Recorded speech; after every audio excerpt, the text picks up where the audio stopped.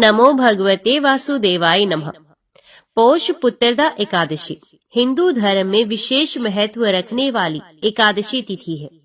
ये पौष माह के शुक्ल पक्ष की एकादशी को मनाई जाती है। इस दिन भगवान विष्णु की पूजा का विशेष विधान है और इसे संतान प्राप्ति की कामना करने वाले दंपतियों के लिए अत्यंत शुभ माना गया है।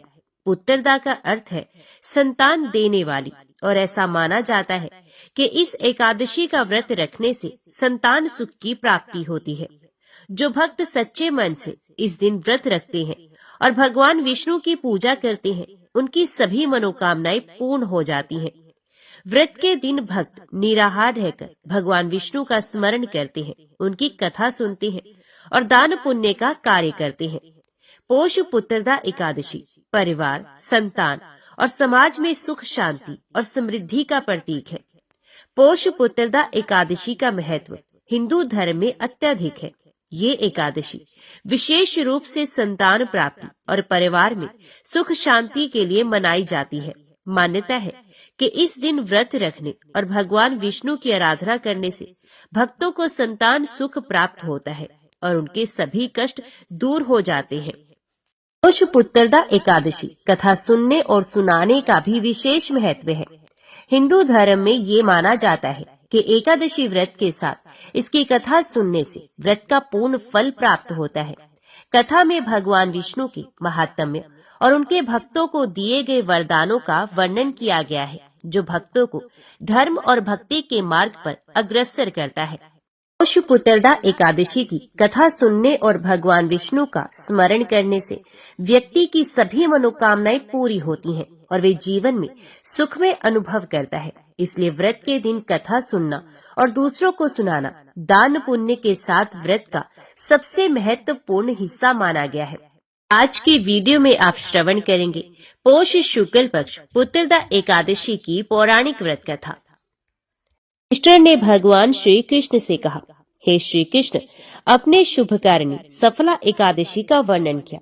अब कृपा करके शुक्ल पक्ष की एकादशी का महत्व बताइए। उसका क्या नाम है, कौन सी विधि है तथा उसमें किस देवता का पूजन किया जाता है। तो भगवान श्री कृष्ण ने कहा, राजन, पौष के शुक्ल पक्ष की जो एकादशी है उसे बताता हूँ, सुनो।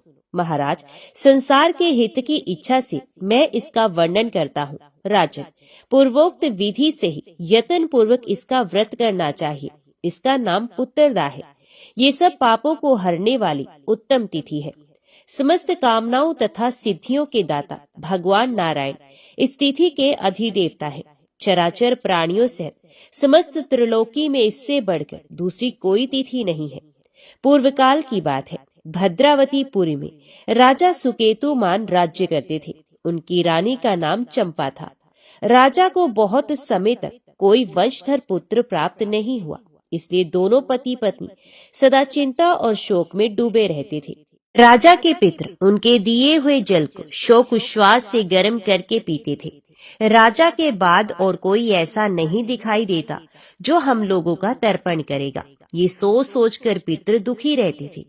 एक दिन राजा घोड़े पर सवार हो गहन वन में चले गए। पुरोहित आदि किसी को भी इस बात का पता नहीं था। मृग और पक्षियों से सेवित उस सघन कानन में राजा भ्रमण करने लगे। मार्ग में कहीं सियार की बोली सुनाई पड़ती थी तो कहीं उल्लुओं की। जहाँ तहाँ रीछ और मृग दृष्टि गोचर हो रहे थे। इस प्रकार घूम घूम कर राजा वन की शोभा देख रहे थे। इतने में ही दोपहर हो गई। राजा को भूख और प्यास सताने लगी। वे जल की खोज में इधर उधर दौड़ने लगे। किसी पुण्य के प्रभाव से उन्हें एक उत्तम सरोवर दिखाई दिया, जिसके समीप मुनियों के बहुत से आश्रम थे। शोभाशाली नरेश ने उन आश्रमों की ओर देखा। उस समय शुभ की सूचना देने वाले शगुन होने लगे। राजा का दाहिना नेत्र और दाहिना हाथ फड़कने लगा, जो उत्तम फल की सूचना दे रहा था। सरोवर के तट पर बहुत से मुनि वेद पाठ कर रहे थे। उन्हें देखकर राजा को बड़ा हर्ष हुआ। वे घोड़े से उतरकर मुनियों के सामने खड़े हो गए और पृथक पृथक उन सबकी वंदना करने लगे। वे मुनि उत्तम व्रत का पालन करने वाले थे। जब राजा ने हाथ जोड़कर बारंबार दंडवत किया, तब मुनि बोले, राजा, हम लोग तुम पर प्रसन्न हैं। राजा बोले, आप लोग कौन हैं? आपके नाम क्या है तथा आप लोग किस लिए यहाँ एकत्रित हुए हैं, ये सब सच सच बताइए। तो मुनि बोले, राजन, हम लोग विश्वदेव हैं, यहाँ स्नान के लिए आए हैं। माघ निकट आया है, आज से 5वें दिन माघ का स्नान आरंभ हो जाएगा। आज ही पुत्रदा नाम की एकादशी है, जो व्रत करने वाले मनुष्य को पुत्र देती है। तो राजा ने कहा, विश्वदेवगण, यदि आप लोग प्रसन्न हैं तो मुझे पुत्र दीजिए। मुनि बोले, राजन, आज ही के दिन पुत्रदा नाम की एकादशी है, इसका व्रत बहुत विख्यात है। तुम आज इस उत्तम व्रत का पालन करो। महाराज, भगवान केशव के प्रसाद से तुम्हें अवश्य पुत्र की प्राप्ति होगी। भगवान श्री कृष्ण कहते हैं, युधिष्ठिर, इस प्रकार उन मुनियों के कहने से राजा ने उत्तम व्रत का पालन किया। महर्षियों के उपदेश के अनुसार विधि पूर्वक पुत्रदा एकादशी का अनुष्ठान किया। फिर द्वादशी को पारण करके मुनियों के चरणों में बारंबार मस्तक झुकाकर राजा अपने घर आए। तदंतर रानी ने गर्भ धारण किया। प्रसव काल आने पर पुण्यकर्मा राजा को तेजस्वी पुत्र प्राप्त हुआ, जिसने अपने गुणों से पिता को संतुष्ट कर दिया।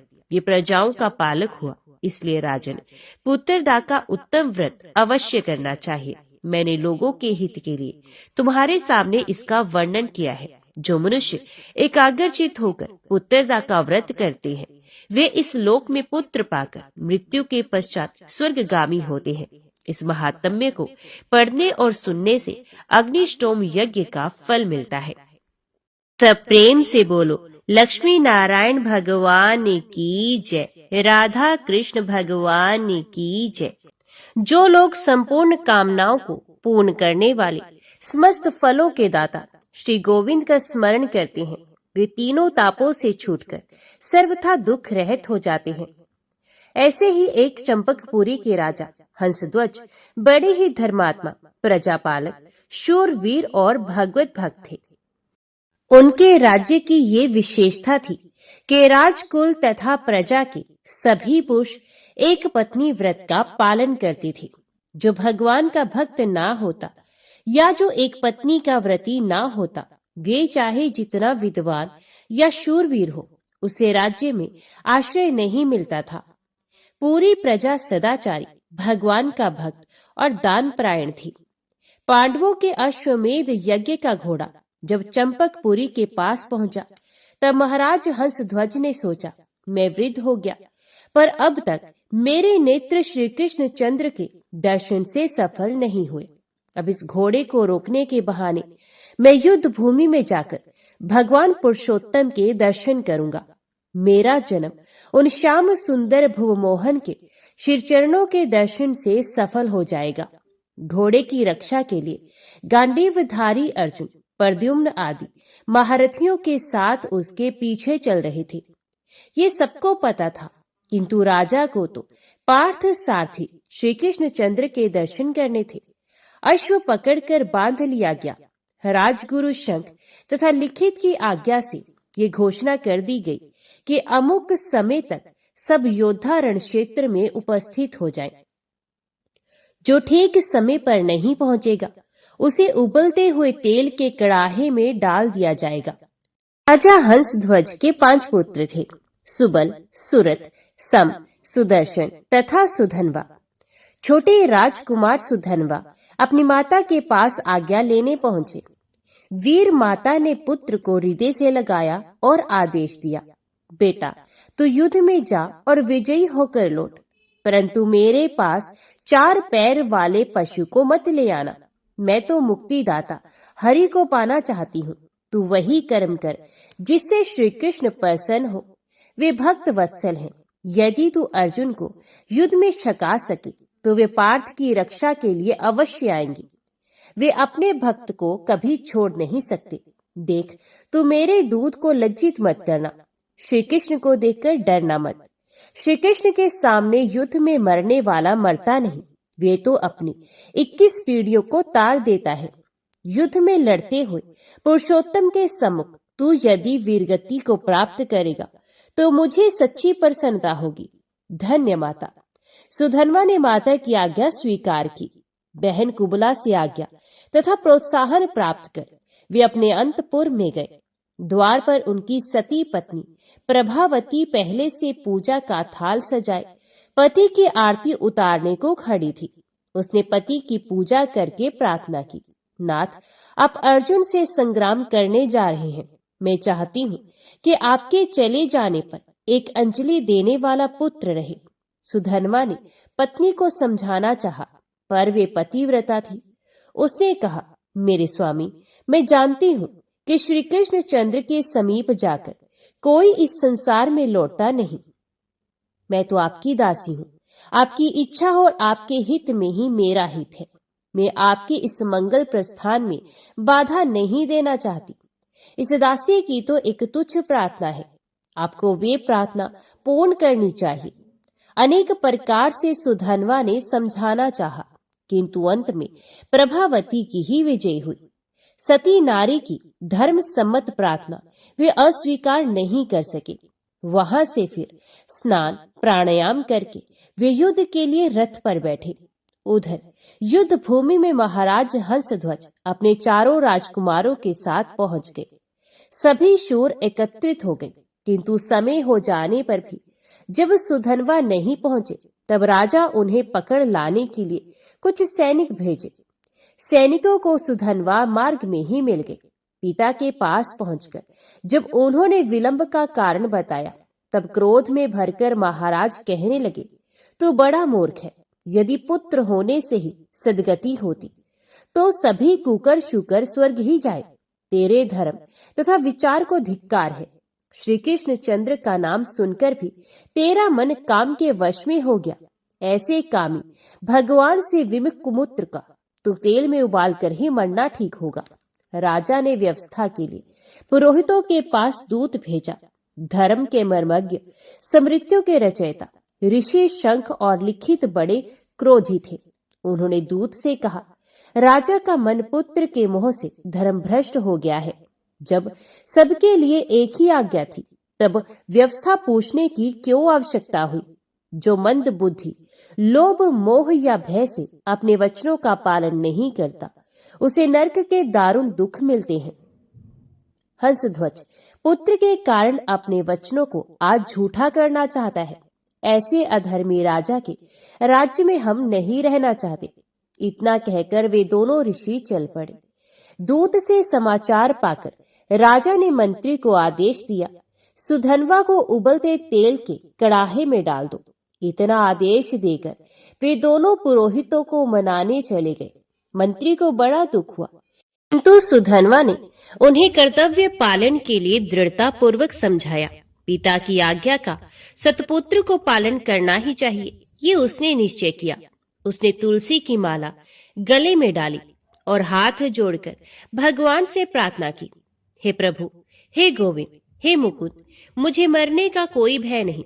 मैं तो आपके चरणों में देह त्याग करने ही आया था, परंतु मैं आपका प्रत्यक्ष दर्शन ना कर सका, यही मुझे दुख है। मैंने आपका तिरस्कार करके बीच में काम की सेवा की। क्या इसलिए आप मेरी रक्षा को अपने अभय हाथ नहीं बढ़ाते? पर मेरे स्वामी, जो लोग कष्ट में पड़कर भय से व्याकुल होकर आपकी शरण लेते हैं, उन्हें क्या सुख की प्राप्ति नहीं होती? मैं आपका ध्यान करते हुए शरीर छोड़ रहा हूँ, अतः आपको अवश्य प्राप्त होगा। किंतु लोग कहेंगे कि सुधन्वा वीर होकर भी कड़ाहे में जल कर मरा। मैं तो आपके भक्त अर्जुन के बाणों को अपना शरीर भेंट करना चाहता हूँ। आपने अनेक भक्तों की टेक रखी है, अनेकों की इच्छा पूर्ण की है, मेरी भी इच्छा पूर्ण कीजिए।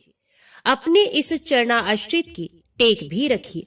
इस अग्निदाह से बचाकर इस शरीर को अपने चरणों में गिरने दीजिए। इस प्रकार प्रार्थना करके हरे, गोविंद, श्री कृष्ण आदि भगवान के नामों को पुकारते हुए सुधन्वा कड़ाहे के खोलते तेल में कूद पड़े।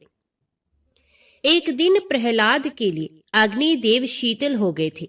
एक दिन ब्रजबालकों के लिए मयूर मुकुटी ने दावा अग्नि को पी लिया था। आज सुधन्वा के लिए खोलता तेल शीतल हो गया। सुधन्वा को तो शरीर का भान ही नहीं था। वे तो अपने श्री कृष्ण को पुकारने, उनका नाम लेने में तल्लीन हो गए थे, किंतु देखने वाले आश्चर्य मूढ़ हो रहे थे। खोलते तेल में सुधनवा जैसे तैर रहे हो, उनका एक रोम तक झुलस नहीं रहा था। ये बात सुनकर राजा हंसध्वज भी दोनों पुरोहितों के साथ वहां आए। श्रद्धा रहित तर्किक पुरोहित शंख को संदेह हुआ, अवश्य इसमें कोई चालाकी है।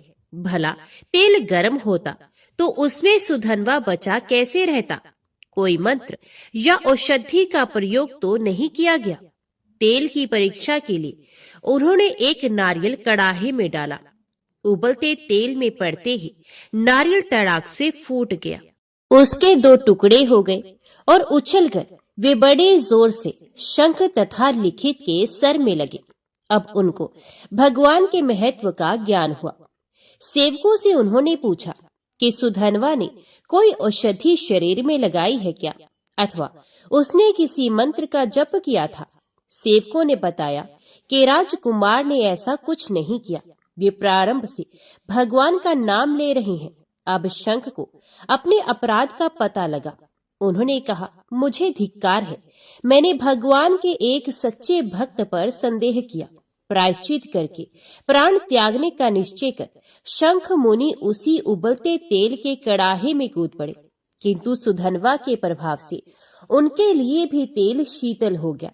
मुनि ने सुधनवा को हृदय से लगा लिया। उन्होंने कहा, हे कुमार, तुम्हें धन्य हो। मैं तो ब्राह्मण होकर शास्त्र पढ़कर भी असाधु हूँ, मूर्ख ही हूँ मैं। बुद्धिमान और विद्वान तो वही है जो भगवान श्री कृष्ण का स्मरण करता है। तुम्हारे स्पर्श से मेरा ये अदम देह भी आज पवित्र हो गया है। तुम जैसे भगवान के भक्तों का तो दर्शन ही मनुष्य जीवन की परम सफलता है। राजकुमार, अब तुम इस तेल से निकलो, अपने पिता, भाइयों और सेना को पावन करके मेरा भी उद्धार करो। त्रिलोकी के स्वामी श्री कृष्ण जिनके सारथी बनते हैं, उन धनुर्धर अर्जुन को संग्राम में तुम ही संतुष्ट कर सकते हो। मुनि के साथ सुधनवा कड़ाहे से बाहर आए। राजा हंसध्वज ने अपने भगवत भक्त पुत्र का समादर किया और उन्हें आशीर्वाद दिया। पिता की आज्ञा से सुधनवा सेना नायक हुए। अर्जुन की सेना से उनका संग्राम होने लगा। सुधनवा के शौर्य के कारण पांडव दल में खलबली मच गई। वृषकेतु, प्रद्युम्न, कृतवर्मा, सात्यकी आदि वीरों को उस तेजस्वी ने घायल करके पीछे हटने को विवश कर दिया। अंत में अर्जुन सामने आए। अर्जुन को अपनी शूरता का कुछ दर्प भी था, किंतु सुधनवा तो केवल श्याम सुंदर के भरोसे युद्ध कर रहे थे। भगवान को अपने भक्त का प्रभाव दिखलाना था। बालक सुधनवा को अपने सामने देख पार्थ को बड़ा आश्चर्य हुआ। सुधनवा ने उनसे कहा, विजय, सदा आपके रथ पर श्री कृष्ण चंद्र सारथी के स्थान पर बैठे आपकी रक्षा किया करते थे। इसी से आप सदा विजयी होते रहे। आज आपने अपने उन समर्थ सारथी को कहाँ छोड़ दिया? मेरे साथ युद्ध करने में श्री कृष्ण ने तो आपको नहीं छोड़ दिया। आप अब उन मुकुंद से रहित हैं। ऐसी दशा में मुझसे संग्राम कर भी सकेंगे या नहीं? सुधनवा की बातों से अर्जुन क्रुद्ध हो गए। उन्होंने बाण वर्षा आरंभ कर दी, परंतु हंसते हुए सुधनवा ने उनके बाणों के टुकड़े टुकड़े उड़ा दिए। अर्जुन के दिव्यास्त्रों को भी राजकुमार ने व्यर्थ कर दिया। स्वयं पार्थ घायल हो गए। उनका सारथी मरकर गिर पड़ा। सुधनवा ने फिर हंसकर कहा, धनंजय, मैं तो पहले ही कहता था कि आपने सर्वज्ञ सारथी को छोड़कर आपने अच्छा नहीं किया। आपका सारथी मारा गया। आप मेरे बाणों से घायल हो गए हैं। अब भी शीघ्रता से अपने उस श्याम रूप सारथी का स्मरण कीजिए। अर्जुन ने बाएं हाथ से घोड़ों की डोरी पकड़ी। एक हाथ से युद्ध करते हुए वे भगवान को मन ही मन पुकारने लगे। उनके स्मरण करते ही श्री कृष्ण चंद्र प्रकट हो गए। उन्होंने अर्जुन के हाथ से रथ की रश्मि ले ली। सुधनवा और अर्जुन दोनों ने भगवान को प्रणाम किया। सुधनवा के नेत्र आनंद से खिल गए। जिसके लिए उसने युद्ध में अर्जुन को छकाया था, वे कार्य तो अब पूरा हुआ। कमललोचन श्री कृष्ण चंद्र आ गए। उनके दर्शन करके वे कृतार्थ हो गया। अब उसे भला और क्या चाहिए? उसने अर्जुन को ललकारा, पार्थ, आपके ये सर्व समर्थ सारथी तो आ गए, अब तो आप मुझ पर विजय पाने के लिए कोई प्रतिज्ञा करें। अर्जुन को भी आवेश आ गया। उन्होंने 3 बाण निकालकर प्रतिज्ञा की, इन 3 बाणों से यदि मैं तेरा सुंदर मस्तक ना काट दूं तो मेरे पूर्वज पुण्यहीन होकर नरक में गिर पड़े। अर्जुन की प्रतिज्ञा सुनकर सुधन्वा ने हाथ उठाकर कहा, ये श्री कृष्ण साक्षी हैं, इनके सामने ही मैं तुम्हारे इन 3 बाणों को काट ना दूं तो मुझे घोर गति प्राप्त हो।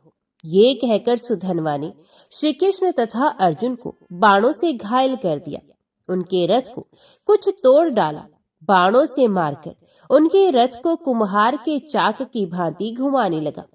400 हाथ पीछे हटा दिया उस रथ को। भगवान ने कहा, अर्जुन, सुधन्वा बहुत बांका वीर है, उससे पूछे बिना प्रतिज्ञा करके तुमने अच्छा नहीं किया। जयद्रथ वध के समय तुम्हारी प्रतिज्ञा ने कितना संकट उपस्थित किया था, क्या ये तुम भूल गए? सुधन्वा एक पत्नी व्रत के प्रभाव से महान है और इस विषय में हम दोनों पिछड़े हुए हैं। अर्जुन ने कहा, गोविंद, आप आ गए हैं, फिर मुझे चिंता ही क्या? जब तक आपके हाथ में मेरे रथ की डोरी है, मुझे कौन संकट में डाल सकता है? मेरी प्रतिज्ञा अवश्य पूरी होगी। अर्जुन ने एक बाण चढ़ाया। भगवान ने अपने गोवर्धन धारण का पुण्य उस बाण को अर्पित किया।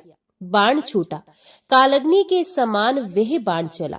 सुधन्वा ने गोवर्धन धारी श्री कृष्ण का स्मरण करके बाण मारा और अर्जुन का बाण 2 टुकड़े होकर गिर पड़ा। पृथ्वी कांपने लगी, देवता भी आश्चर्य में पड़ गए। भगवान की आज्ञा से अर्जुन ने दूसरा बाण चढ़ाया।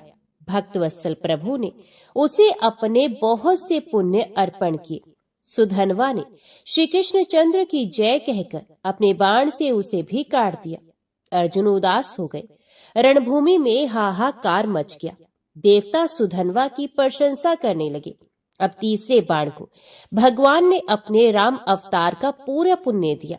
बाण के पिछले भाग में ब्रह्मा जी को तथा मध्य में काल को प्रतिष्ठित करके नोक पर वे स्वयं एक रूप से बैठे।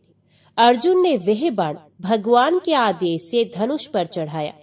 सुधन्वा ने कहा, नाथ, तुम मेरा वध करने स्वयं बाण में स्थित होकर आ रहे हो, ये मैं जान गया हूँ। मेरे स्वामी, आओ, रणभूमि में मुझे अपने श्री चरणों का आश्रय देकर कृतार्थ करो। अर्जुन, तुम धन्य हो। साक्षात नारायण तुम्हारे बाण को अपना पुण्य ही नहीं देते, स्वयं बाण में स्थित भी होते हैं। विजय तो तुम्हारी होगी ही, किंतु भूलो मत, मैं इन्हीं श्री कृष्ण की कृपा से इस बाण को भी अवश्य काट दूंगा। बाण छूटा। सुधन्वा ने पुकार की, भक्त वत्सल गोविंद की जय, और बाण मार दिया। भक्त के प्रभाव को काल देवता रोक ले, ये संभव नहीं। अर्जुन का बाण बीच में से कटकर 2 टुकड़े हो गया। सुधन्वा की प्रतिज्ञा पूरी हुई। अब अर्जुन का प्रण पूरा होना था।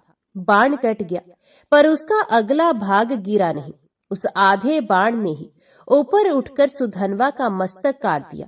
मस्तकहीन सुधन्वा के शरीर ने पांडव सेना को तहस नहस कर दिया और उसका सर भगवान के चरणों पर जाकर गिरा। श्री कृष्ण चंद्र ने गोविंद, मुकुंद, हरि कहते हुए उस मस्तक को अपने हाथों में उठा लिया। इसी समय परम भक्त सुधन्वा के मुख से एक ज्योति निकली और सबके देखते ही देखते ये श्री कृष्ण चंद्र के मुख में प्रविष्ट हो गई। तिरुपति बालाजी मंदिर भारत का एक प्रसिद्ध मंदिर है और इस मंदिर में भगवान श्री विष्णु जी के एक अवतार स्वामी वेंकटेश्वर जी की विराजमान मूर्त है। इसी वजह से मंदिर को प्रसिद्धि रूप से स्वामी वेंकटेश्वर मंदिर के नाम से भी जाना जाता है। भगवान वेंकटेश्वर को विष्णु जी का एकमात्र उस रूप से जाना जाता है जिन्होंने कलयुग के कष्टों से लोगों को बचाने के लिए अवतार लिया है। एक बार समस्त देवताओं ने मिलकर एक यज्ञ करने का निश्चय किया। यज्ञ की तैयारी पूर्ण हो गई, तभी वेद ने एक प्रश्न किया तो एक व्यवहारिक समस्या आ खड़ी हुई। ऋषि मुनियों द्वारा किए जाने वाले यज्ञ की हवि तो देवगण ग्रहण करते थे, लेकिन देवों द्वारा किए गए यज्ञ की पहली आहुति किसको होगी, यानी सर्वश्रेष्ठ देव का निर्धारण जरूरी था, जो फिर अन्य सभी देवों को यज्ञ भाग प्रदान करे। ब्रह्मा, विष्णु, महेश परमात्मा थे। इनमें से श्रेष्ठ कौन है, इसका निर्णय आखिर हो तो कैसे हो। भृगु जी ने इसका दायित्व संभाला। वे देवों की परीक्षा लेने चले। ऋषियों से विदा लेकर वे सर्वप्रथम अपने पिता ब्रह्मदेव के पास पहुँचे। ब्रह्मा जी की परीक्षा लेने के लिए भृगु ने उन्हें प्रणाम नहीं किया। इससे ब्रह्मा जी अत्यंत कुपित हुए और उन्हें शिष्टता सिखाने का प्रयत्न किया। भृगु को गर्व था कि वे तो परीक्षित हैं, परीक्षा लेने आए हैं। पिता पुत्र का आज क्या रिश्ता। भृगु ने ब्रह्मदेव से अशिष्ट कर दी। ब्रह्मा जी का क्रोध और बढ़ गया और अपने कमंडल लेकर पुत्र को मारने भागे। भृगु मुनि किसी तरह वहां से जान बचाकर भाग चले आए। इसके बाद वे भगवान शिव के लोक कैलाश गए। भृगु ने फिर से धृष्टता की। बिना कोई सूचना का शिष्टाचार दिखाए या शिवगणों से आज्ञा लिए सीधे वे वहां पहुंच गए जहां शिवजी माता पार्वती के साथ विश्राम कर रहे थे। आए तो आए, साथ ही अशिष्ट का आचरण भी किया। शिवजी शांत रहे, पर भृगु न समझे। शिवजी को क्रोध आया तो उन्होंने अपना त्रिशूल उठाया। भृगु वहां से भी भागे। अंत में भगवान विष्णु के पास क्षीर सागर पहुंचे।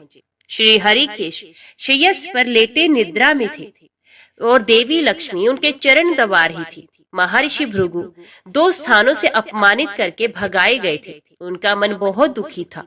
विष्णु जी को सोता देख उन्हें ना जाने क्या हुआ और उन्होंने विष्णु जी को जगाने के लिए उनकी छाती पर एक लात जमा दी। विष्णु जी जाग गए और भृगु से बोले, मेरी छाती वज्र के समान कठोर है। आपका शरीर तप के कारण दुर्बल हो चुका है। कहीं आपके पैर में चोट तो नहीं आई? आपने मुझे सावधान करके कृपा की है। आपका चरण चिन्ह मेरे वक्ष पर सदा अंकित रहेगा। भृगु को बड़ा आश्चर्य हुआ। उन्होंने तब भगवान की परीक्षा लेने के लिए यह अपराध किया था, परंतु भगवान तो दंड देने के बदले मुस्कुरा रहे थे। उन्होंने निश्चय किया कि श्री हरि सी विनम्रता किसी में नहीं। वास्तव में विष्णु जी ही सबसे बड़े देवता हैं। भृगु जी ने लौटकर सभी ऋषियों को पूरी घटना सुनाई। सभी ने एक मत से ये निश्चय किया कि भगवान विष्णु को ही यज्ञ का प्रधान देवता समझकर मुख्य भाग दिया जाएगा। लक्ष्मी जी ने भृगु को अपने पति की छाती पर लात मारते देखा तो उन्हें बड़ा क्रोध आया, परंतु उन्हें इस बात पर शोभ भी हुआ कि श्री हरि ने उदंड को दंड देने के स्थान पर उसके चरण पकड़ लिए और उल्टे क्षमा मांगने लगे। क्रोध से तमतमाई महालक्ष्मी को लगा कि वे जिस पति को संसार का सबसे शक्तिशाली समझती है वे तो निर्बल है। ये धर्म की रक्षा करने के लिए अधर्म एवं दुष्टों का नाश कैसे करते होंगे। महालक्ष्मी ग्लानि से भर गई और मन श्री हरि से उचट गया। उन्होंने श्री हरि और वैकुंठ लोक दोनों के त्याग का निश्चय कर लिया। स्त्री का स्वाभिमान उसके स्वामी के साथ बंधा होता है। उनके समक्ष कोई स्वामी पर प्रहार कर गया और स्वामी ने प्रतिकार भी नहीं किया। ये बात मन में कोत रही थी। स्थान वास के योग्य नहीं, पर त्याग कैसे करे। श्री हरि से ओझल होकर रहना कैसे होगा। ये उचित समय की प्रतीक्षा करने लगी। भगवान श्री हरि ने हिरण्याक्ष को मारने के लिए वराह अवतार लिया और दुष्टों का संहार करने लगे। महालक्ष्मी के लिए ये समय उचित लगा। उन्होंने वैकुंठ का त्याग कर दिया और पृथ्वी पर एक वन में जाकर तपस्या करने लगे। श्री हरि और वैकुंठ का त्याग कर महालक्ष्मी पृथ्वी पर एक वन में तपस्या करने लगे। तप करते करते उन्होंने अपना शरीर छोड़ दिया। विष्णु जी वराह अवतार का अपना कार्य पूर्ण कर वैकुंठ धाम लौटे तो महालक्ष्मी नहीं मिली। वे उन्हें खोजने लगे। श्री हरि ने उन्हें तीनों लोकों में खोजा, किंतु तप करके माता लक्ष्मी ने भ्रमित करने की अनुपम शक्ति प्राप्त कर ली थी। उसी शक्ति से उन्होंने श्री हरि को भ्रमित रखा। आखिर श्री हरि को पता लग ही गया, लेकिन तब तक वे शरीर छोड़ चुकी थी। दिव्य दृष्टि से उन्होंने देखा कि लक्ष्मी जी ने चोल राज के घर में जन्म लिया है। श्री हरि ने सोचा कि उनकी पत्नी ने उनका त्याग सामर्थ्यहीन समझने के भ्रम में किया, इसलिए वे उन्हें प्राप्त करने के लिए अलौकिक शक्तियों का प्रयोग नहीं करेंगे। महालक्ष्मी ने मानव रूप धरा है तो अपने प्रिय पत्नी को प्राप्त करने के लिए वे भी साधारण मानवों के समान व्यवहार करेंगे और महालक्ष्मी जी का हृदय और विश्वास जीतेंगे। भगवान ने श्रीनिवास का रूप धरा और पृथ्वी लोक पर चोल नरेश के राज में निवास करते हुए महालक्ष्मी से मिलन के लिए उचित अवसर की प्रतीक्षा करने लगे। राजा आकाश राज निसंतान थे। उन्होंने सुखदेव जी की आज्ञा से संतान प्राप्ति का यज्ञ किया। यज्ञ के बाद यज्ञशाला में राजा को हल जोतने को कहा गया। राजा ने हल जोता तो हल का फल किसी वस्तु से टकराया। राजा ने उस स्थान को खोदा तो एक पेटी के अंदर सहस्त्र दल कमल पर एक कन्या विराज रही थी। वे साक्षात महालक्ष्मी थी। राजा के मन की मुराद पूरी हो गई, क्योंकि कन्या कमल के फूल में पीली थी, इसलिए उनका नाम रखा गया पद्मावती। पद्मावती नाम के अनुरूप ही रूपवती और गुणवती भी थी। साक्षात लक्ष्मी जी का अवतार पद्मावती विवाह के योग्य हुई। एक दिन वे बाग में फूल चुन रही थी। उस वन में बालाजी यानी के श्रीनिवास जी आखेट के लिए आए थे। उन्होंने देखा कि एक हाथी एक युवती के पीछे पड़ा है और डरा रहा है। राजकुमारी से सेवक भाग खड़े हुए। श्रीनिवास जी ने तीर चलाकर हाथी को रोका और पद्मावती की रक्षा की। श्रीनिवास और पद्मावती ने एक दूसरे को देखा और एक दूसरे पर मोहित हो गए। दोनों के मन में परस्पर अनुराग पैदा हुआ, लेकिन दोनों बिना कुछ कहे अपने अपने घर लौट गए। श्रीनिवास जी घर तो लौट आए, लेकिन मन पद्मावती में ही बस गया।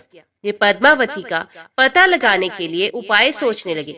उन्होंने ज्योतिषी का रूप धरा और भविष्य बांचने के बहाने पद्मावती को ढूंढने निकले। धीरे धीरे ज्योतिष श्रीनिवास की ख्याति पूरे चोल राज में फैल गई। पद्मावती के मन में भी श्रीनिवास के लिए प्रेम उमड़ पड़ा। वे उनसे मिलने को व्याकुल थी, किंतु कोई पता ठिकाना न होने के कारण उनका मन चिंतित था। इस चिंता और प्रेम विरह में उन्होंने भोजन श्रृंगार आदि का त्याग कर दिया। इसके कारण उनका शरीर कृशकाय होता चला गया। राजा से पुत्री की ये दशा देखी नहीं जा रही थी। वे चिंतित थे। ज्योतिषी की प्रसिद्धि की सूचना राजा को भी मिली। राजा ने ज्योतिषी श्रीनिवास को बुलाया और सारी बात बताकर अपनी कन्या की दशा का कारण बताने को कहा। श्रीनिवास राजकुमारी का हाल समझने पहुंचे तो पद्मावती को देखकर प्रसन्न हो गए। उनका उपक्रम सफल हो गया था। उन्होंने पद्मावती का हाथ अपने हाथ में लिया और कुछ देर तक पढ़ने का स्वांग करने के बाद वो बोले, महाराज, आपकी पुत्री प्रेम के विरह में जल रही है। आप इनका शीघ्र विवाह कर दें तो स्वस्थ हो जाएंगे। पद्मावती ने अब श्रीनिवास की ओर देखा। देखते ही पहचान गई। उनके मुख पर प्रसन्नता के भाव आए और वे हंसी। काफी दिनों बाद पुत्री को प्रसन्न देख राजा को लगा कि ज्योतिषी का अनुमान बिल्कुल सही है। राजा ने श्रीनिवास जी से पूछा, हे ज्योतिषी महाराज, यदि आपको ये पता है कि मेरी पुत्री प्रेम के विरह में पीड़ित है, तो आपको ये भी सोचना होगी कि मेरी पुत्री को किससे प्रेम है। उसका विवाह करने को मैं तैयार हूँ। आप उसका परिचय दें। श्रीनिवास जी ने कहा, आपकी पुत्री एक दिन वन में फूल चुनने गई थी। एक हाथी ने उन पर हमला किया तो आपके सैनिक और दासियां भाग खड़ी हुई। राजकुमारी के प्राण एक धनुर्धर ने बचाए थे। राजा ने कहा, हाँ, मेरे सैनिकों ने बताया था कि एक दिन ऐसी घटना हुई थी। एक वीर पुरुष ने उसके प्राण बचाए थे, लेकिन मेरी पुत्री के प्रेम से उस घटना का क्या तात्पर्य। श्रीनिवास जी ने कहा, आपकी पुत्री को अपनी जान बचाने वाले उसी युवक से प्रेम है। राजा के पूछने पर श्रीनिवास ने कहा, वे कोई साधारण युवक नहीं है, बल्कि शंख चक्रधारी स्वयं भगवान विष्णु है। इस समय वैकुंठ को छोड़कर मानव रूप में श्रीनिवास के नाम से पृथ्वी पर वास कर रहे हैं। आप अपनी पुत्री का विवाह उनसे करें। मैं इसकी सारी व्यवस्था करा दूंगा। ये बात सुनकर राजा प्रसन्न हो गए। उन्होंने सोचा कि स्वयं भगवान विष्णु उनके जमाई बनेंगे। श्रीनिवास और पद्मावती जी का विवाह तय हो गया। श्रीनिवास रूप में श्री हरि ने सुखदेव के माध्यम से समस्त देवी देवताओं को अपने विवाह की सूचना भिजवा दी। सुखदेव की सूचना से सभी देवी देवता अत्यंत प्रसन्न हुए। देवी देवता श्रीनिवास जी से मिलने और बधाई देने पृथ्वी पर पहुँचे, परंतु श्रीनिवास जी को खुशी के बीच एक चिंता भी होने लगी। देवताओं ने पूछा, भगवान, संसार की चिंता हरने वाले आप इस उत्सव के मौके पर इतने चिंतित क्यों हैं? तब श्रीनिवास जी ने कहा, चिंता की बात है, धन का अभाव। महालक्ष्मी ने मुझे त्याग दिया है, इस कारण धनहीन हो चुका हूँ। स्वयं महालक्ष्मी ने तब से शरीर त्याग मानव रूप लिया और पिछली समृद्धियों को गुप्त कर लिया है। इसी कारण उन्हें ये सूचना नहीं कि वे महालक्ष्मी का ही स्वरूप हैं। वे तो स्वयं को राजकुमारी पद्मावती ही मानती हैं। मैंने निर्णय किया है कि जब तक उनका प्रेम पुनः प्राप्त नहीं करता, अपनी माया का उन्हें आभास नहीं कराऊंगा। इस कारण मैं एक साधारण मनुष्यों का जीवन व्यतीत कर रहा हूँ। राजा की पुत्री से शादी करने और घर बसाने के लिए धन, वैभव और ऐश्वर्य की जरूरत है। वह मैं कहाँ से लाऊं? स्वयं नारायण को धन की कमी सताने लगी। मानव रूप में आए प्रभु को भी विवाह के लिए धन की आवश्यकता हुई। यही तो ईश्वर की लीला है। जिस रूप में रहते हैं उस योनि के जीवों के सभी कष्ट सहते हैं। श्री हरि विवाह के लिए धन का प्रबंध कैसे हो, इस बात से चिंतित हैं। देवताओं ने जब ये सुना तो उन्हें आश्चर्य हुआ। देवताओं ने कहा, कुबेर आवश्यकता के बराबर धन की व्यवस्था कर देंगे। देवताओं ने कुबेर का आवाहन किया तो कुबेर जी प्रकट हुए। कुबेर ने कहा, ये तो मेरे लिए प्रसन्नता की बात है कि आपके लिए मैं कुछ कर सकूं। प्रभु, आपके लिए धन का तत्काल प्रबंध करता हूँ। कुबेर का कोष आपकी कृपा से ही रक्षित है। तब श्री हरि जी ने कुबेर से कहा, यक्षराज, आपको भगवान भोलेनाथ ने जगत और देवताओं के धन की रक्षा का दायित्व सौंपा है। उसमें से धन मैं अपनी आवश्यकता के हिसाब से ही लूंगा, लेकिन मेरी एक शर्त है। सुनकर ये सभी देवता आश्चर्य में पड़ गए। श्री हरि ने कहा, ब्रह्मा जी और शिव जी साक्षी रहेंगे। कुबेर से धन ऋण के रूप में ले लूंगा, जिसे भविष्य में ब्याज सहित चुका भी दूंगा। श्री हरि की बात से कुबेर सहमत हो गए। सभी देवता विस्मय में एक दूसरे को देखने लगे। कुबेर बोले, भगवान, मुझसे कोई अपराध हुआ तो उसके लिए क्षमा करें, पर ऐसी बात ना कहें। आपकी कृपा से विहीन होकर मेरा सारा कोष नष्ट हो जाएगा। हरि ने कुबेर को निश्चिंत करते हुए कहा, आपसे कोई अपराध नहीं हुआ है। मैं मानव की कठिनाई का अनुभव करना चाहता हूँ। मानव रूप में उन कठिनाइयों का सामना करूंगा जो मानव को आती हैं। धन की कमी और ऋण का बोझ सबसे बड़ा है। कुबेर ने कहा, प्रभु, यदि आप मानव की तरह ऋण पर धन लेने की बात कर रहे हैं तो फिर आपको मानव की तरह ये भी बताना होगा कि ऋण चुकाएंगे कैसे।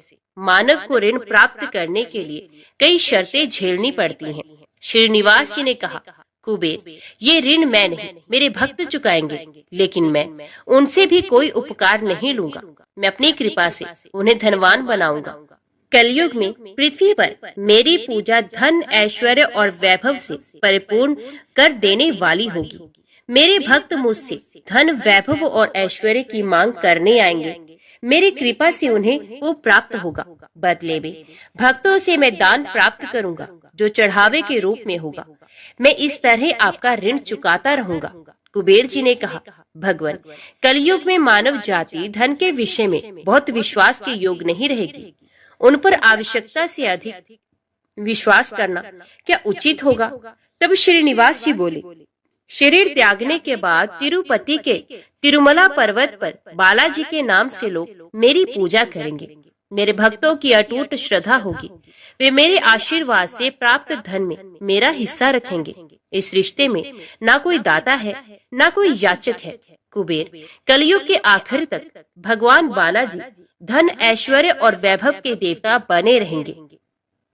मैं अपने भक्तों को धन से परिपूर्ण करूंगा तो मेरे भक्त दान से न केवल मेरे प्रति अपना ऋण उतारेंगे, बल्कि मेरा ऋण उतारने में भी मदद करेंगे। इस तरह कलयुग की समाप्ति के बाद मैं आपका मूल धन लौटा दूंगा। कुबेर जी ने श्री हरि द्वारा भक्त और भगवान के बीच एक ऐसे रिश्ते की बात सुनकर उन्हें प्रणाम किया और धन का प्रबंध कर दिया। भगवान श्रीनिवास जी और कुबेर जी के बीच हुए समझौते के साक्षी स्वयं ब्रह्मा और भगवान शिव थे। दोनों वृक्ष रूप में साक्षी बन गए। आज भी पुष्करणी के किनारे ब्रह्मा और शिव बरगद के पेड़ के रूप में साक्षी बनकर खड़े हैं। ऐसा कहा जाता है कि निर्माण कार्य के लिए स्थान बनाने के लिए इन दोनों पेड़ों को जब काटा जाने लगा तो इनमें से खून की धारा फूट पड़ी थी। पेड़ काटना बंद करके उसकी देवता की तरह पूजा होने लगी। श्रीनिवास जी और पद्मावती जी की शादी पूरी धूमधाम से हुई, जिसमें सभी देवगण पधारे। भक्त मंदिर में दान देकर भगवान पर चढ़ावा ऋण उतार रहे हैं, जो कलयुग के अंत तक जारी रहेगा। बोलिए श्री लक्ष्मी नारायण भगवान की जय, राधा कृष्ण भगवान की जय। आज के वीडियो में इतना ही। उम्मीद करती हूँ वीडियो आपको पसंद आई होगी। वीडियो पसंद आई हो तो वीडियो को लाइक और चैनल को सब्सक्राइब जरूर कीजिएगा। जय श्री हरि लिखकर कमेंट बॉक्स में अपनी हाजिरी और अपने सुझाव देना ना भूलेगा। तो मिलती हैं अगली कथा अगली वीडियो के साथ।